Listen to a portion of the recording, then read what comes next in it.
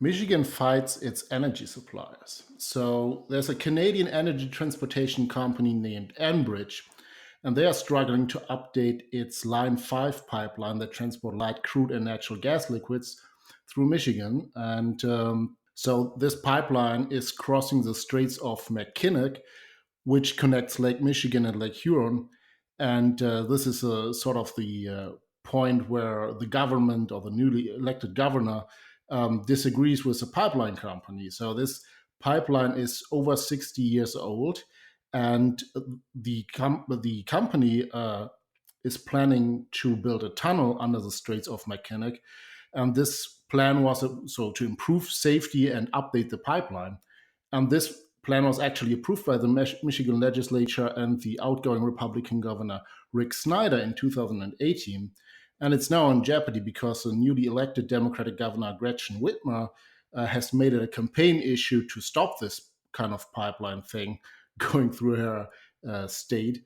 And she wants now to shut down the existing pipeline within 2 years. And this is too short a time to complete the replacing update.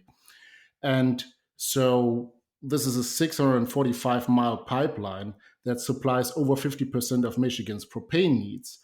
And it has never leaked in its history, even though it's over 60 years, as I said.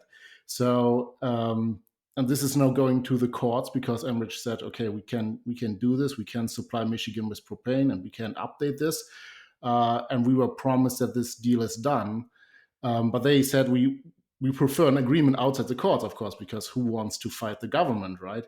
And so two Democratic presidential runners, Jay Inslee and Bernie Sanders, took the opportunity to call for a shutdown of this pipeline for good. And Senator Sanders just recently took the opportunity at a quote unquote anniversary of one of the largest inland spills in US history of oil, which is a Kalamazoo River oil spill. And this is also connected to Enbridge because this is a different pipeline by Enbridge. And to my knowledge, I tried to search around a little bit.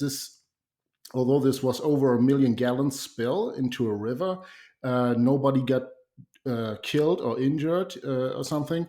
And they cleaned up this spill in about 5 years and were fined over $177 million and had to pay for all of the cleanup work. So essentially, maybe a bit of wildlife suffered, and Bernie Sanders got a talking point for his campaign trail, but nothing more happened from this, largest spill in U.S. history.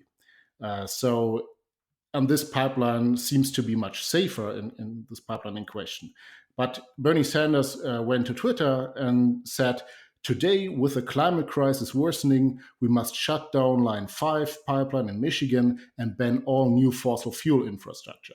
So he's not even particularly concerned about the safety, allegedly, but he wants to just take this opportunity to shut down another infrastructure project related to fossil fuels.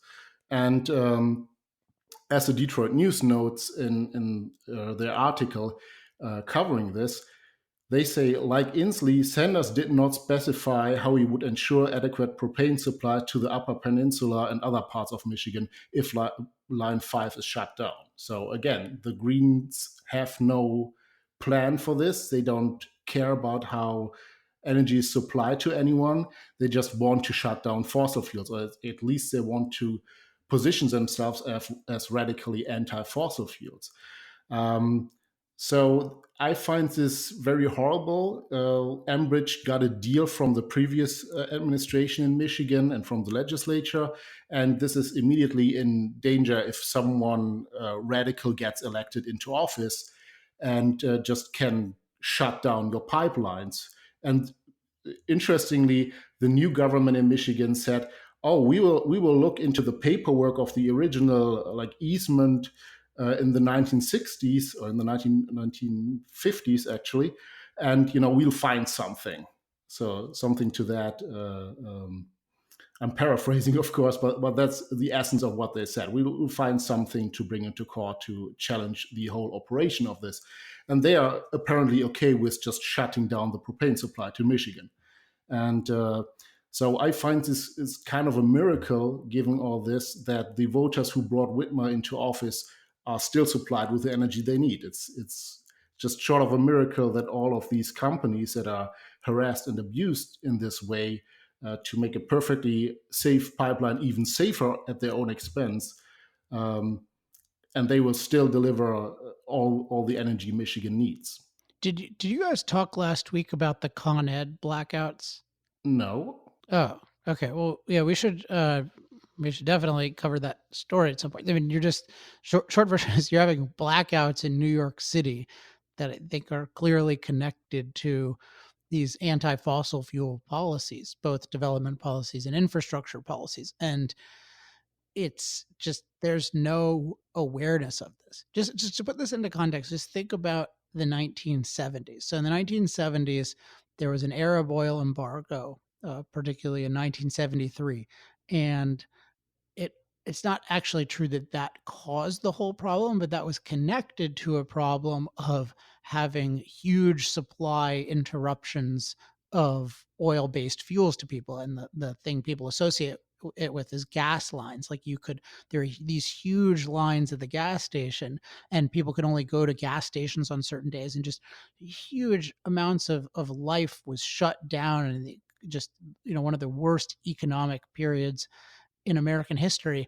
And this is one reason why, in terms of national security, people are rightly concerned about disruptions to oil supply. Even in Iran right now, people are recognizing that. And yet, we are talking about voluntary disruption to oil supply, that we want to willingly make it hard or impossible to transport oil from where it is to where it's needed. And this is the opposite of a competitive approach of technologies, because a competitive approach would be, well, yeah, I think we have something better. We have something that can, with lower emissions, generate just as much or more energy at low, if not lower prices.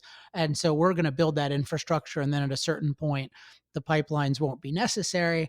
And maybe even the people who invest in the pipelines will take a bath because they were overly optimistic about the pipelines. Like that would be totally fine, and that would be a good kind of approach. But instead, it's saying we're promising that we're going to replace the value of the pipelines. We've never come close to doing that. I mean, essentially we talked about Greta Thunberg's, however you pronounce her name's, like, boat, in terms of just our alternatives, our horrible alternatives that are much lower quality and much higher cost.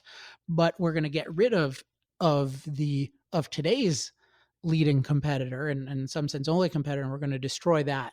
And then and then we're going to outcompete it, or at least outcompete what's left, although they don't even know all of their projects require oil to build, among other things. I think it's really, really remarkable how much with the Democrat candidates, this is just this idea of keep it in the ground and stop the existing system has become a focus, and with less and less uh, pretense that, well, no, we really are gonna, like, we can create a system that can outcompete the current system. And what I think one real possibility, if these guys get elected, is that you'll have things much worse than even the blackouts in New York, and you'll just have massive supply disruptions. And then I think there will be a then you'll see huge suffering. I mean, and people dying, and I really do not want this to happen. But you'll see that, and then I think there will be some recognition of some perspective on the green movement and what they call, like, climate crisis. Like, there will be an energy crisis and an industry crisis and a life crisis, and people will see what that's like. And I really do not want it to get there. So part of our job is to explain to people how the system works, so that they are afraid of that and can avoid it without it happening. But I do think there's a real possibility that it will happen. If it does happen, it's equally important that we can explain what has happened. Just as we can explain what might happen now, we can explain what has happened, so that there's a better chance that people will take the lessons from it. Because the further we are away from the 70s, the more people think, oh, that doesn't apply anymore. It wouldn't there couldn't be this problem or oil doesn't matter as much. And like, no, oil matters. We use more oil now than we did back then. Oil matters more than just about everything.